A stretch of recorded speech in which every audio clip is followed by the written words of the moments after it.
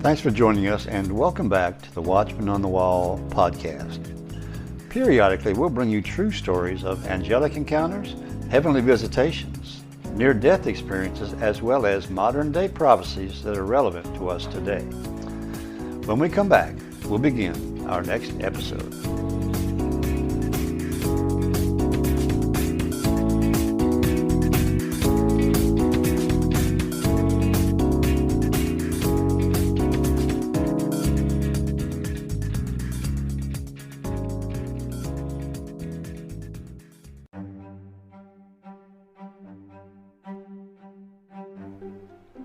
Hello again, and welcome back to the Watchman on the Wall podcast.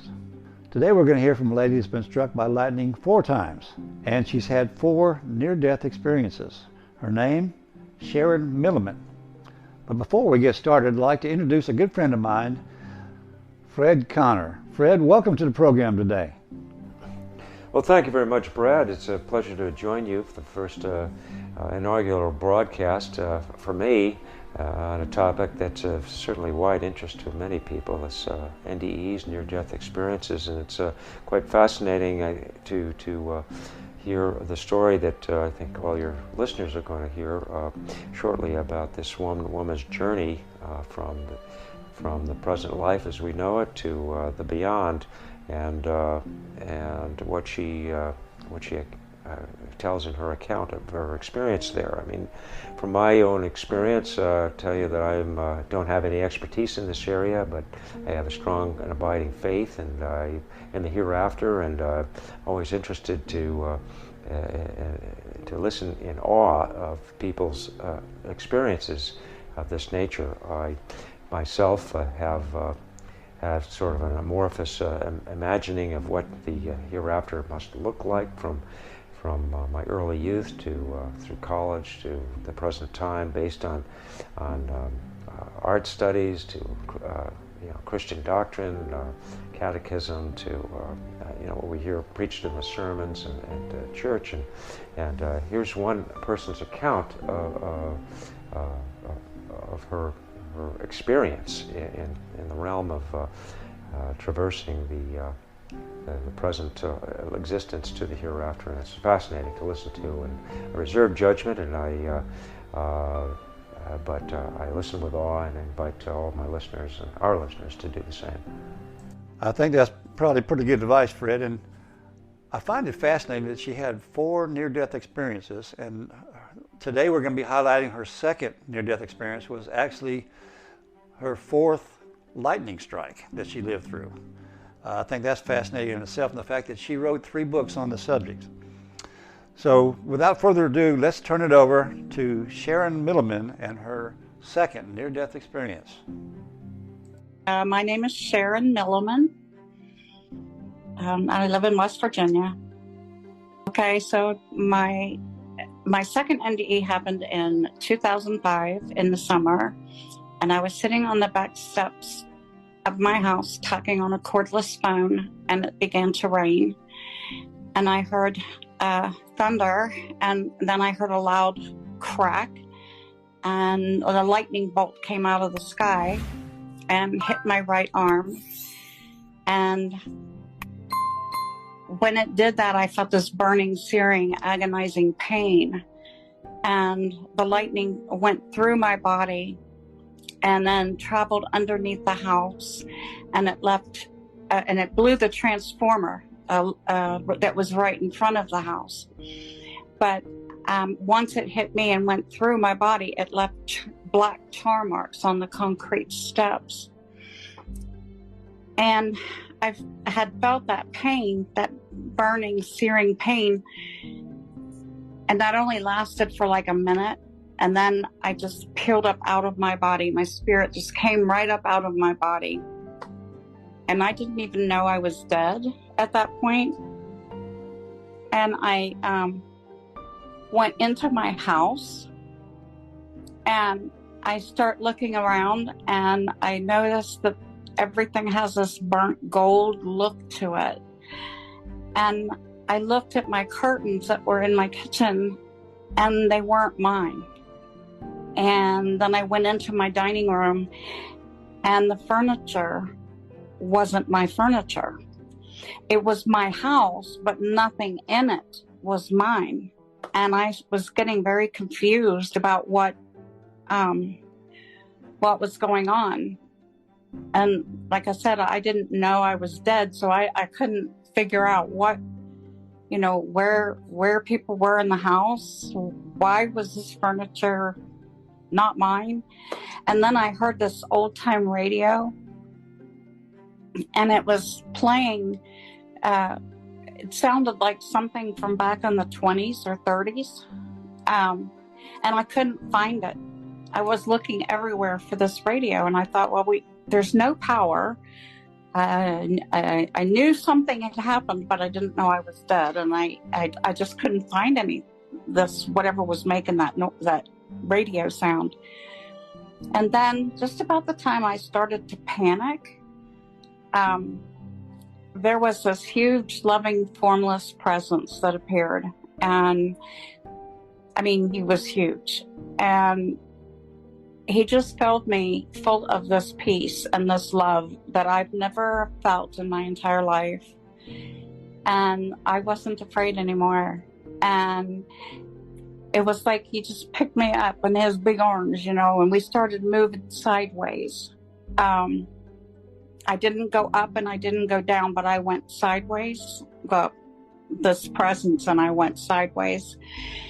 And we were moving very, very quickly through these, what looked like beautiful pink and gold clouds. And when we got to the end of the clouds, there was it was the most beautiful garden. And the sky was blue, and the air was real sweet, and the colors were very vibrant. It was the most beautiful thing I'd ever seen in my life.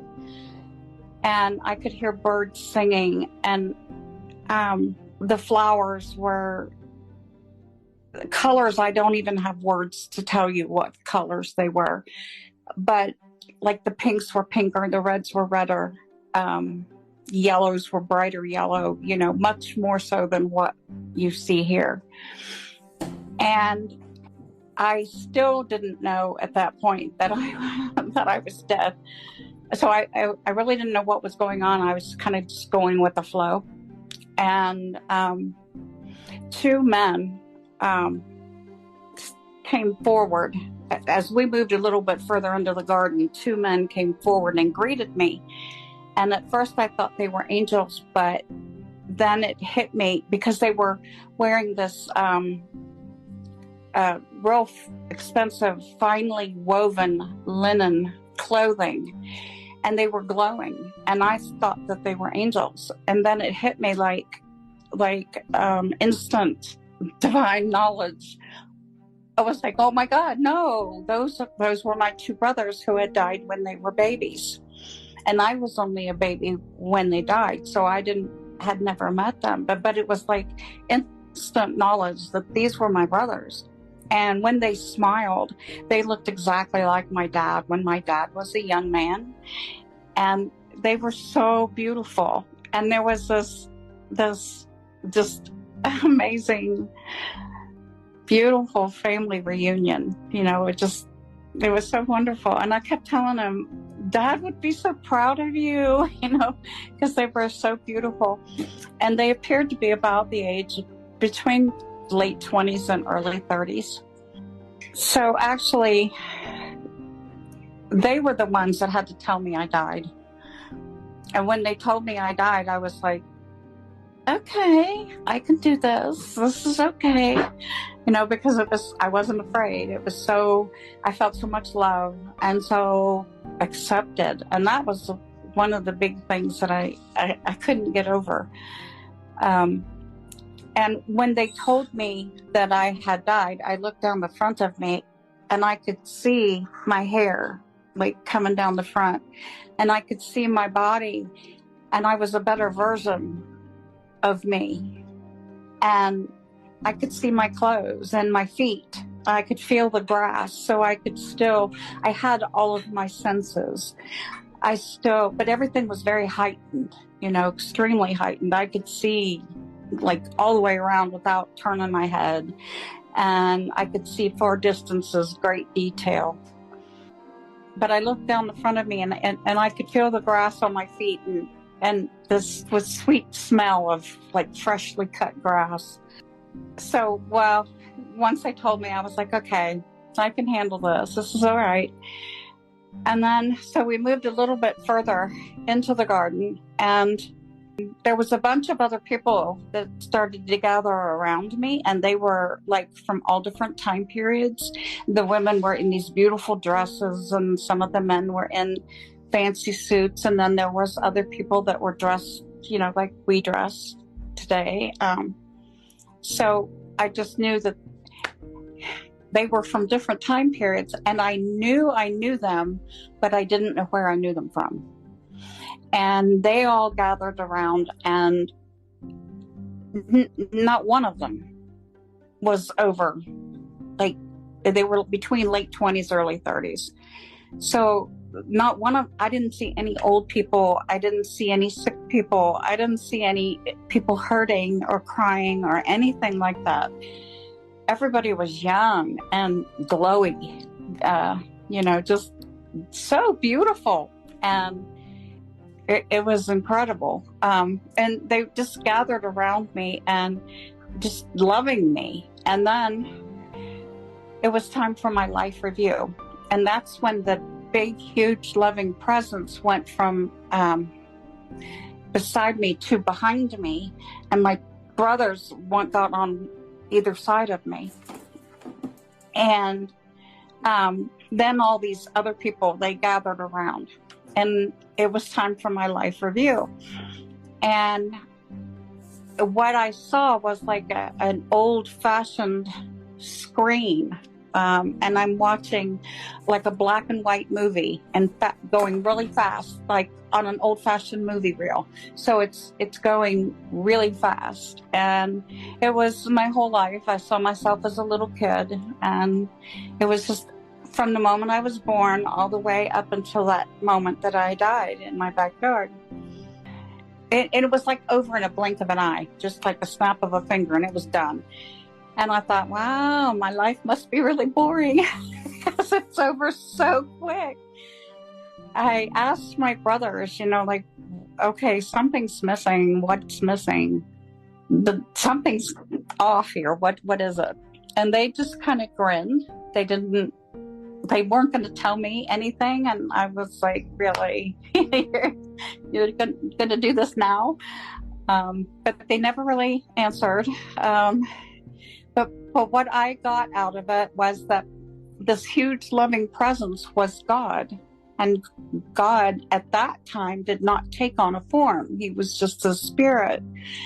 And he was huge. And all he did was love me so completely.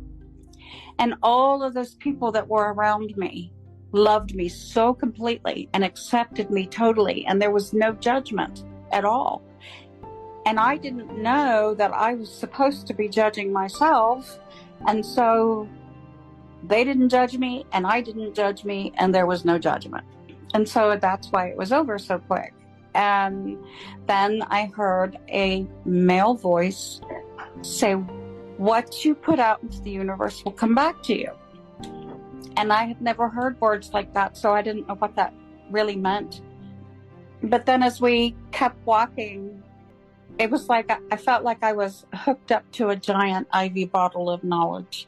There was this like divine wisdom, and I was being infused with all this knowledge, and part of that was being shown what those words meant.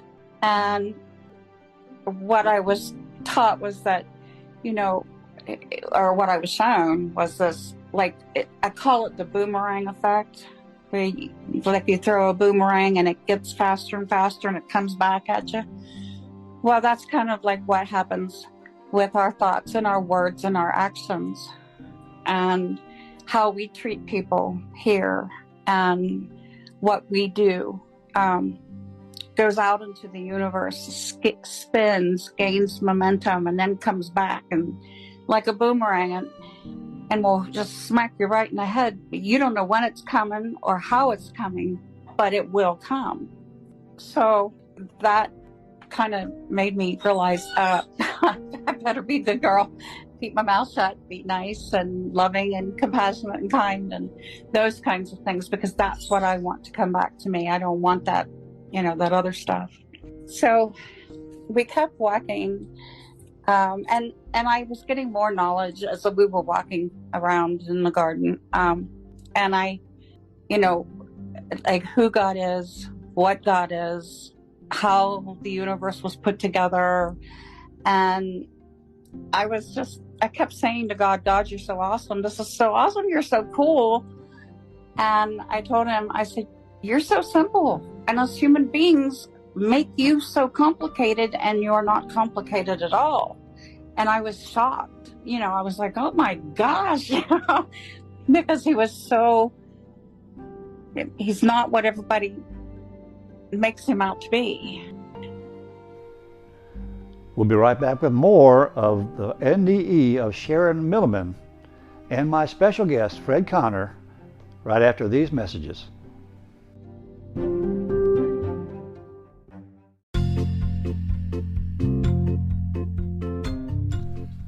Hello again, this is The Watchman. Please join us each week for an exciting and inspirational podcast dealing with angel encounters, heavenly visitations, near-death experiences, as well as modern-day prophecies that are relevant to us today. So tune in each week and share it with your friends. After all, they could use a little inspiration in their life, too. That's the Watchman on the Wall podcast, and now you can find us on YouTube.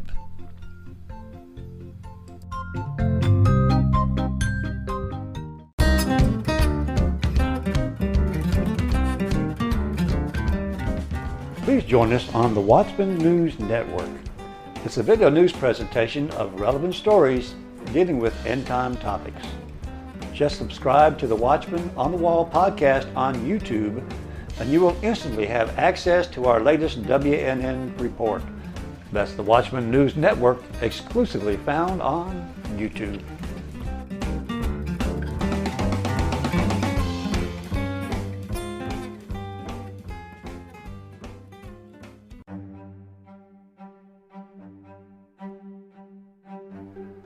And we're back with special guest Fred Connor.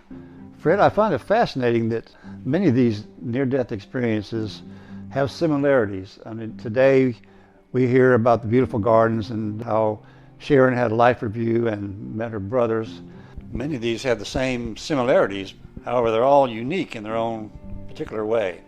Yeah, I agree, Brad. But looking ahead into the next segment, I listened with heightened interest to how she describes detail in the future prophecies, as she has revealed them in a book that she that documents them so well, authored by her in 2005, and which she recounts events that have since transpired, and I specifically reference COVID-19 pandemic that she mentions, and I think this lends credibility to her report and is attention riveting.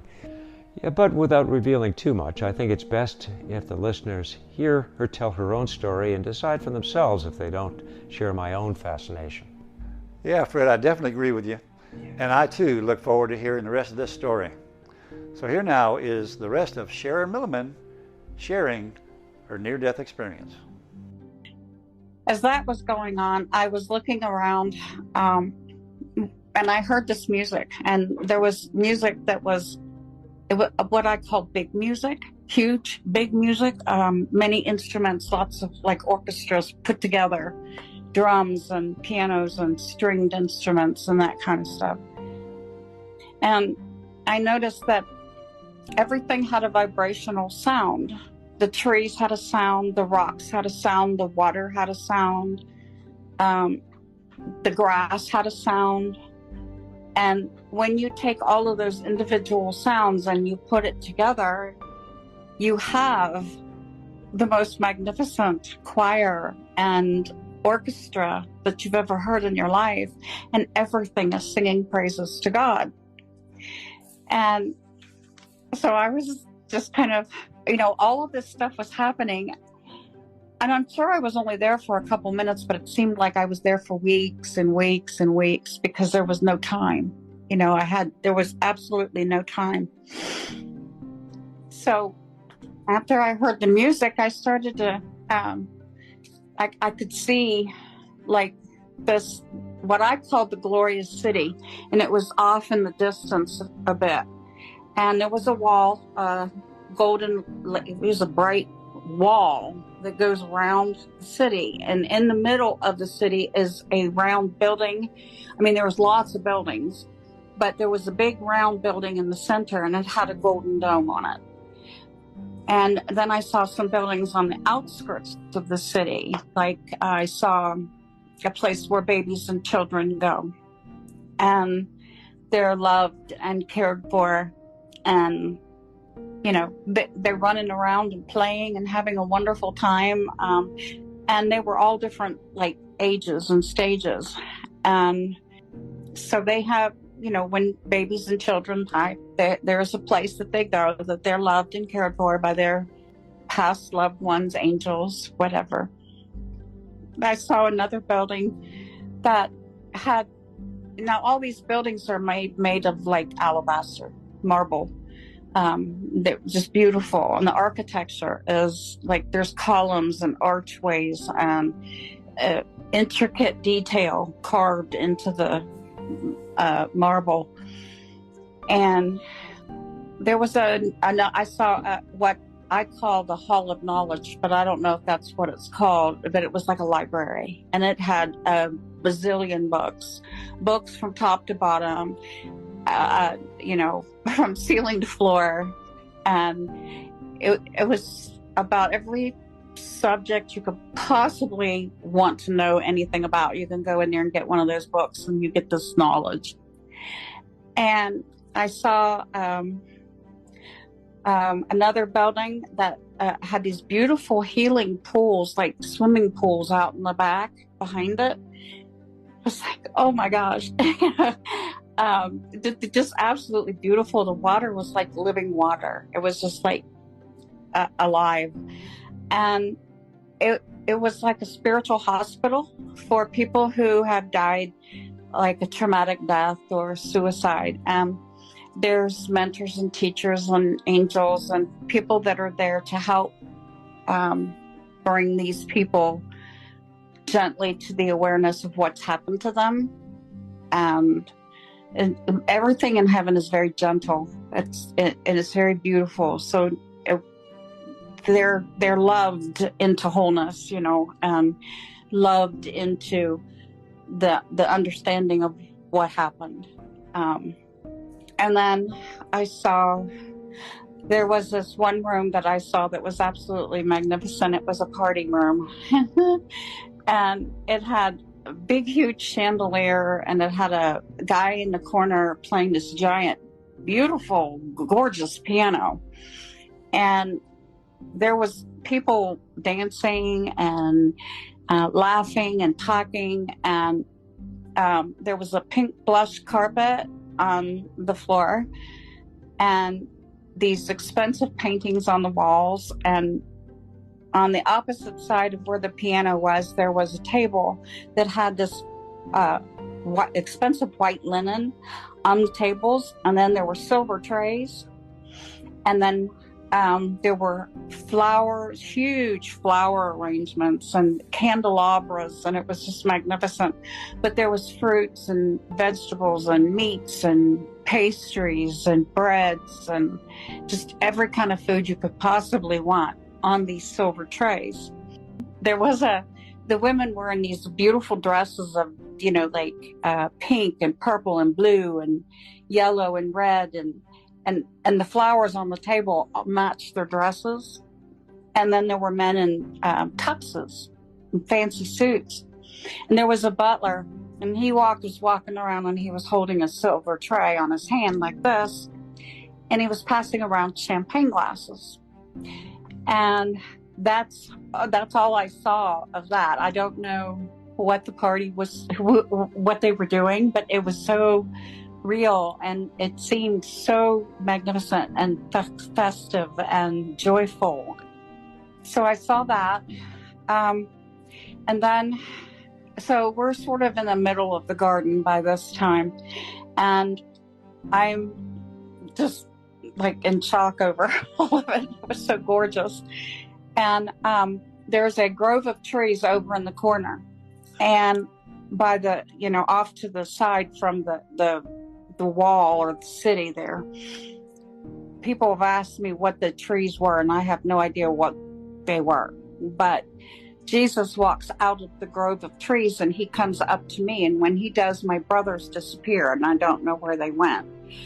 But what he said to me was, I love you, I'm with you, and don't be afraid. And that was my first clue that I was going to be sent back, but I didn't catch it. It went over my head because I was just, staring at him. It didn't dawn on me that what he was saying was, we're sending you back. So he was solid. It wasn't just an image. He had the long, dark colored hair. He had a dark olive complexion, kind of looked glowy, kind of like everybody else was glowing. So he looked like he had a tan maybe on top of the darker skin. He had beautiful brown eyes. And he was breathtaking, just breathtaking. Then after that happened, there were two angels that came and got me, and they took me to this lake, and it was so beautiful, but it was like looking into glass. It was so calm. And so I lean over and I look into the water, and I can see the earth below. And what I'm seeing was it was right up here in my face, and I could see all these things happening. And so this was like back in 2005. And so what I was seeing is stuff that's happening now. So I saw future events and, the collapse of money, the terrorist stuff. I saw just lots of things. But what the angels I didn't know what to do with it when I saw it all. And the angels were saying, but these things don't have to happen. So I was seeing other terrorist attacks on the country. I was seeing governments toppling over. I was seeing women and children being used as human shields, bombings in different places. I saw catastrophic world, like tsunamis. I saw earthquakes. I saw a lot of illness. I did see what I'm assuming is this thing that we're going through now, because what I saw was a table. And on this side of the table were people in hazmat suits. On this side of the table were people lined up. And they were from all over the world. They weren't just, white people or whatever. They were just everywhere. And they had masks on, and they were getting injections. But there was a question as to whether the injections were what they really thought they were getting. So there was some kind of question about the injections. So I didn't understand that.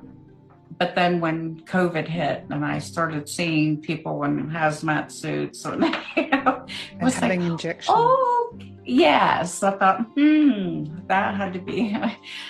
I saw stuff like martial law, riots, and I saw men in SWAT gear standing on street corners holding guns.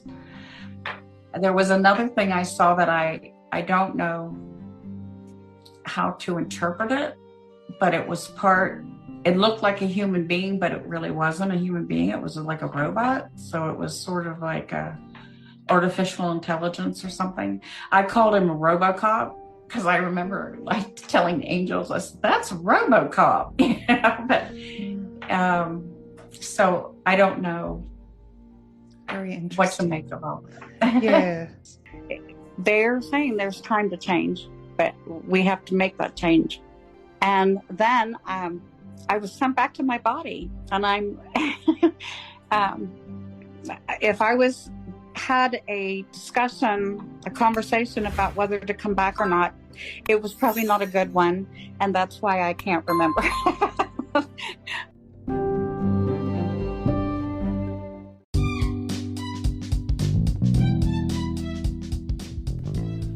Hello again, this is The Watchman. Please join us on our new video channel called Encounters from Beyond the Veil.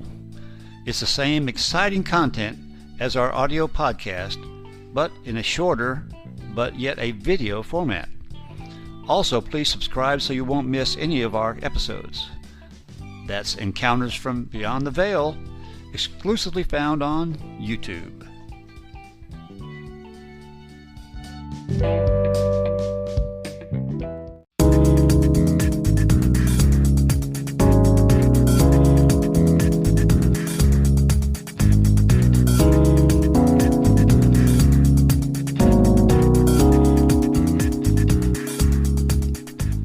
Well, thanks again for listening, and if you enjoyed this episode, please share it with your friends.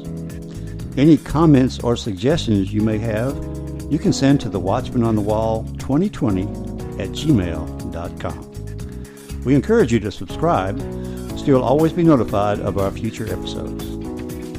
Well, thanks again, and we'll see you next time on the Watchman on the Wall podcast.